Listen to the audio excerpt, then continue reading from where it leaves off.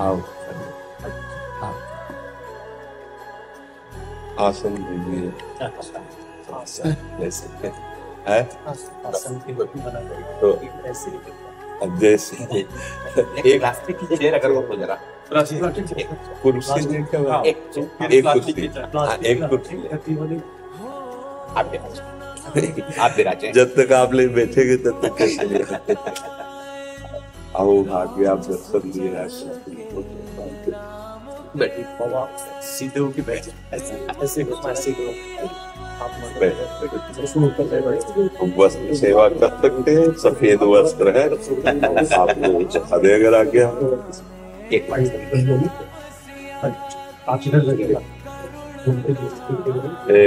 अपने इन बाल संतों को उड़ा दे बस नहीं महाराज जी को पहले तो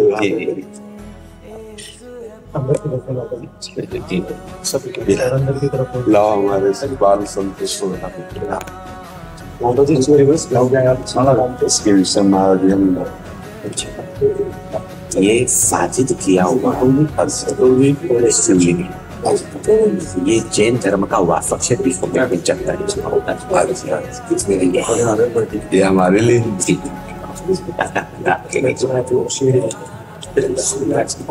एक से दो मिलना हमारे सुख के लिए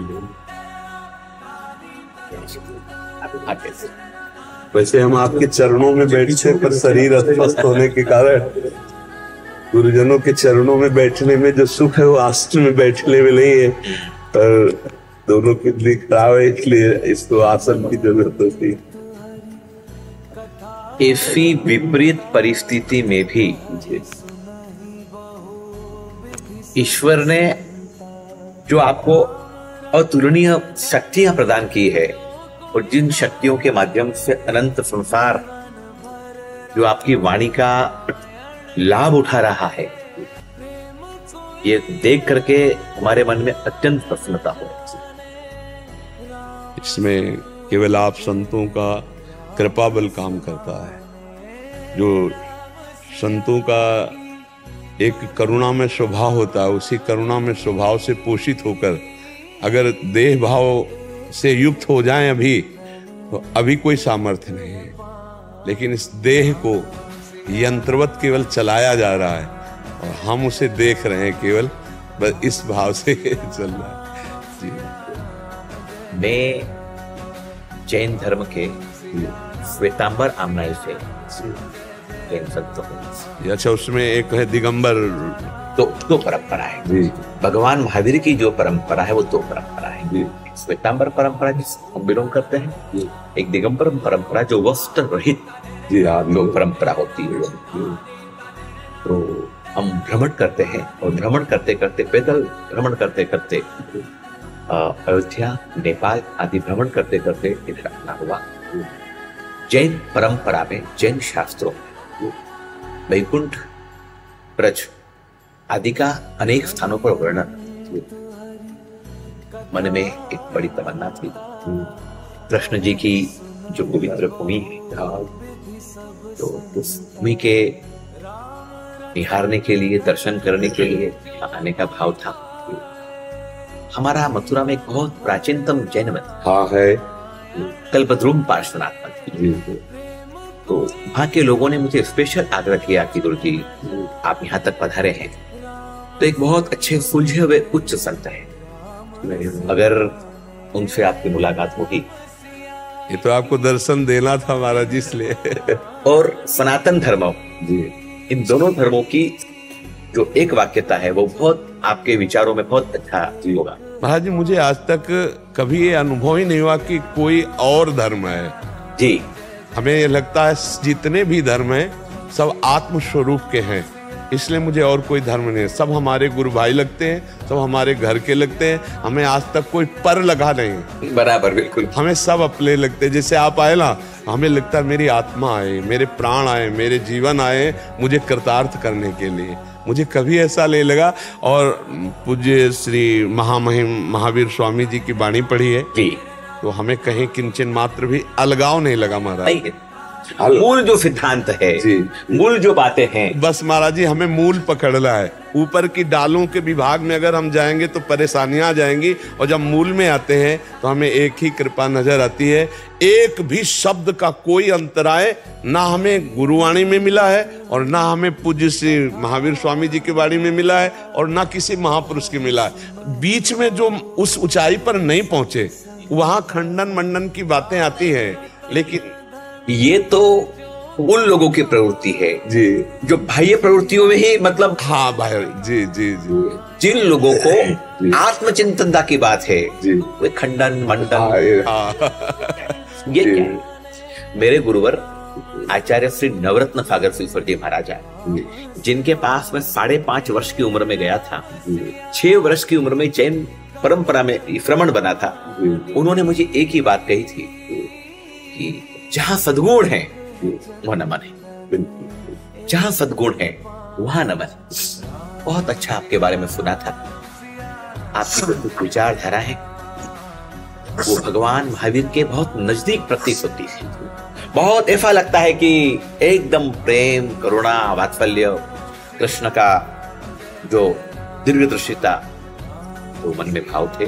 हम अर्ली मॉर्निंग सुबह विहार किया, पैदल चलते हैं जैन संत जी, और हमारे विनीत जी ने बताया था कि आपको इतने बजे के समय है। हम सब साधु एकदम अर्ली मॉर्निंग सुबह है। आज मुलाकात हुई। सबसे अच्छी बात जो है, संत से जब मिलते हैं सौभाग्य खिलता है, आनंद की अनुभूति होती है, और कुछ आनंद शब्दों में व्यक्त किया जा सकता है। आनंद नहीं किया अनिर्वचनीय, हाँ अनिर्वचनीयम प्रेम से शब्दों में जो व्यक्त किया जा सकता है उसकी सीमा है। बिल्कुल बिल्कुल महाराज। जो शब्दों में व्यक्त नहीं कर सकते हैं वो असीमा है, अनंत है, असीम है। काफी हमारे जैन अनुयायी, जैन परंपरा के अनुयायी वो आपको बराबर सुनते हैं, और आपसे हमारे बीच में वो एक सेतु बने हुए हैं। जैन मुनियों को एक मर्यादा होती है, तो वो कुछ आधुनिक उपकरणों का उपयोग नहीं कर पाते। तो हमें कैसे मालूम पड़ेगा, हमें कैसे पता चलेगा कि भाई आपकी भावनाएं हम तक कैसे पहुंचेगी?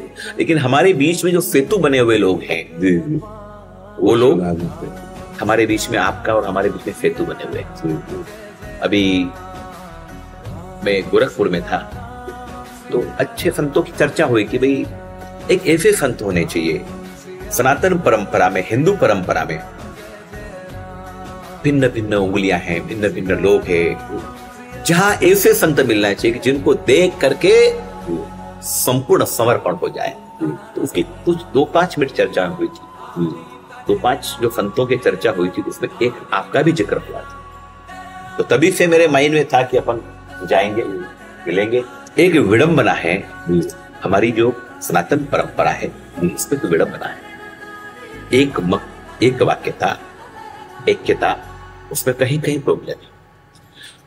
आज आपके जैसे जो विरले संत हैं, जो विचारधाराओं के अंदर सभी को समाहित करने की कोशिश करते हैं, जो महावीर को भी जोड़ लेते हैं, जो कृष्ण को भी जोड़ लेते हैं, जो राम जी को भी जोड़ लेते हैं, जो सिख संगत को भी जोड़ लेते हैं, ऐसे संगत के साथ में अगर हम आगे बढ़ते हैं तो जो विभाजनकारी जो तत्व हैं, जो विपरीत परिस्थितियों में जो भी समाज चल रहा है, इतनी विषम परिस्थिति है महाराज। मैं तो पैदल, हाँ आप भ्रमण करते, आप देखते हैं, बिल्कुल। मैं गांव के उस अंतिम छोर तक जाता हूँ, पैदल चलना रहता है, जंगलों में जाते हैं, गांव में भ्रमण करते हैं। परिस्थितियां वैसी अनुकूल नहीं, बिल्कुल नहीं महाराज, बिल्कुल नहीं है। विशेष करके जो हमारी युवा पीढ़ी है, मैं क्या बताऊं, धर्म के संस्कारों के प्रति बहुत भटकन पैदा हो रही है। और अगर कोई धर्म में कुछ विपरीतता उनको नजर आती है, किसी भी धर्म में कोई विपरीतता नजर आती है, तो वो हंसी की पात्रता उन लोगों के दिमाग में आती है। हाँ, साधु के प्रति तो उपहास की भावना है, उपहास की भावना आती है। लेकिन जब आपके जैसे संत होते हैं, तब उनका माइंड डाइवर्ट हो जाता है। संत जी, मैं एक आपको निवेदन कर रहा हूं, सबसे बड़ा जो आचरण होता है जी, संसार का सबसे बड़ा उपदेश होता है। आप सबसे बड़ा जो उपदेश आचरण, हम जिसे पैदल चलते हैं, कोई भी, हम तो समझ, लोग हमको नहीं जानते कि हम जैन संत हैं। जैन संत है ये लिमिटेड लोग जानते हैं। हमारी वेशभूषा, हमारा ये तो लिमिटेड लोग जानते हैं। पूछते हैं कि क्यों पैदल क्यों चलते हो, क्या काम? तो जब हम कहते हैं उनको कि ईश्वर की प्राकृतिक व्यवस्थाओं का हम हिस्सा बन रहे हैं, ईश्वर ने जो नेचुरली प्रकृति बनाई, गाड़ी क्यों बढ़ी? नेचुरल वास्तविकता जो जिस प्रकार से नेचुरल है उसको हम जीते हैं। ये छोटे छोटे संत भी उसी प्रकार से जीते हैं, हम क्या है इसी प्रकार से जीते हैं। तब उनमें जो परिवर्तन आता है, उनमें जो भाव आता है, खूब खूब आनंद होता है, खूब प्रसन्नता। सुबह जब हम 2 बजे निकलते पैदल, तो यहाँ से लेकर वहां तक 70-80 हजार नौजवान होते हैं। 70-80 राधा राधा राधा। तो लगता है कि संतों की, भगवान की बड़ी कृपा है जो आज हमारे नौजवान बदल रहे हैं, आज बदल रहे हैं। नहीं महाराज, साधु वेश का उपहास ही करना उनको आता है, क्योंकि आधुनिकता की पढ़ाई पढ़ी और ऐसे सीरियल देखे और ऐसी बातें समाज में उनके सामने डाली गई, जिससे संतों का स्वरूप एकदम उनको लगा कि पाखंड, दम्भ, फ्रॉड केवल। तो वो असली संतों के प्रति भी वही नजारा रखते हैं। परिस्थितियां भी ये है जी महाराज जी, दुख भरी परिस्थिति, बड़ी विकट विषम परिस्थितियां,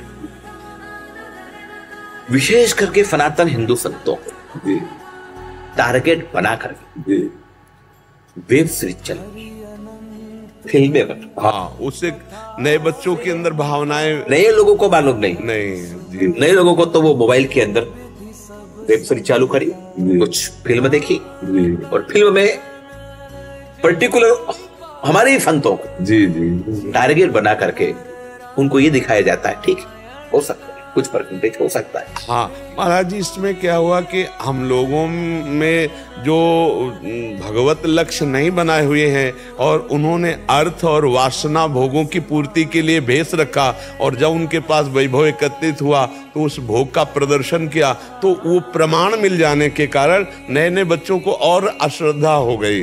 तो जब उनके सामने सत्यता का प्रमाण रखा जाएगा, तो ऐसा नहीं, सब में भगवान उनकी बुद्धि बदलेगी, जरूर बदलेगी। बहुत से नौजवान भाई को देख करके हमारी उम्मीदों के अंदर एक नया विश्वास प्रकट हुआ है। जैन परंपरा में किसी भी प्रकार की परिस्थिति में, और जितने भी जैन संत, जिसमें हमारे जितने भी हैं यहाँ पर या हिंदुस्तान में, कोई भी संप्रदाय, कोई भी सूर्यास्त होने के बाद, हाँ, खान पान विभाग बना, चाहे जितनी गर्मी, तो ये आप सच फरमा रहे हैं कि भाई अगर जीवन की अगर शुद्धता प्रक्रिया है, तो उसको अपने आप में ऐसा भोजन जो तामसिक भोजन हो, तामसिक आहार, वो साधना में तो अवरोध पैदा करेगा, व्यवधान पैदा करेगा। तामसिक आहार व्यवधान साधना में हो ही नहीं सकता। इसीलिए हमारा जो आहार है, भगवान महावीर ने यही कहा कि तामसिक आहार, कोई भी तामसिक प्रवृत्ति नहीं थी। और अभी जो विचारधारा है, सबको साथ में जोड़ने की जो भावना है, और बस आप गुरुजनों का आशीष रहे कि हम जब तक श्वास प्राण रहे, तब तक आप संतों की, समाज की यही सेवा बने कि जो आप संतों से जूठन मिली है ज्ञान की, वही सबको पवा सके। बस हम प्रभु से प्रार्थना करेंगे, ईश्वर आपका जो स्वास्थ्य, हमने थोड़ी सी जानकारी निकाली है आपके बारे में, लेकिन उसके बावजूद भी अनुकूल परिस्थिति में तो सारी दुनिया चलती है। अनुकूल परिस्थिति में तो सारी दुनिया चलती है, लेकिन विपरीत परिस्थितियों में भी जो ये आपने जो पजमा बना रखा है, हम जयपुर जा रहे हैं यहाँ से, हमारा वर्षावास 4 महीने के लिए जयपुर चातुर्मास। जैन संत केवल 4 महीने ही एक जगह स्थिर रहते हैं, 8 महीने उसकी भ्रमणता होती है। वैसे प्रायः संन्यास विरक्ति का यही नियम है, हर संप्रदाय की विरक्ति का नियम है कि चातुर्मास एक जगह, इसके बाद आप भ्रमण कर सकते हैं, ऐसा जी। पर खूब प्रसन्नता होगी, हमने अपनी साधना में भी हमारी आराधना में उपासना होती है, जैन परंपरा में प्रतिक्रमण होती है, साधना होती है, उसमें भी हम जरूर आपके विषय में ईश्वर से प्रार्थना करेंगे कि ऐसे संत अगर होते हैं तो क्या समाज में बड़ा विघटन चल रहा है, बहुत विकट विषम परिस्थितियां हैं, बहुत विषम परिस्थितियां हैं महाराज जी, बड़ी विषम परिस्थितियां हैं। और ऐसी विषम परिस्थितियों में भी आप विपरीत परिस्थिति में भी जो शरीर तो साथ दे नहीं दे, मन जो है हमारा जी मन में तो हर समय इतना आनंद बना रहता है आप गुरुजनों के प्रताप से कि इसकी कोई परवाह नहीं। एक आत्मबल, एक भागवतिक बल, एक ऐसा चैतन्य बल जागृत है, वो हमारा नहीं है, वो आप सब गुरुजनों के द्वारा दिया हुआ, क्योंकि सेवा करवानी है। ये किंचन मात्र कहीं कोई हमको ऐसा महसूस नहीं होता कि मैं बीमार हूं, और जब यहां से हटूंगा तब बीमार हो जाऊंगा फिर सैया में पड़ जाऊंगा, फिर 4 लोग वो सब लीलाएं होगी, पर जब तक बैठे हैं तब तक एक अमोघ शक्ति काम कर रही है, गुरुजनों की, आप सब महापुरुषों की शक्ति काम कर रही है। और ये निश्चित केवल कुछ समय के लिए है। ये जो कभी कभी ऐसा होता है ना, तो ये भागवतिक लहर दौड़ती कुछ समय के लिए ऐसा होती है, वो कहीं भी किसी को निमित्त बना ले और वो अपना प्रभाव दिखाती रहती है, भगवत वाणी अपना प्रभाव दिखाती रहती। जैन परिभाषा में एक शब्द आता है जी, तन में व्याधि जी, मन में समाधि। हाँ, ये बिल्कुल यही तन में व्याधि, मन में समाधि जी, तभी लगेगी आत्म समाधि। हाँ बिल्कुल बिल्कुल। जब आत्मा की समाधि होती है तो उसमें कोई तन तो ठीक है, तन में चाहे व्याधि हो, आत्मा में समाधि है तो उससे दुनिया में और कोई सुख नहीं हो सकता। अगर तन व्याधि युक्त है और मन स्वस्थ है, बस स्वस्थ, बस बराबर।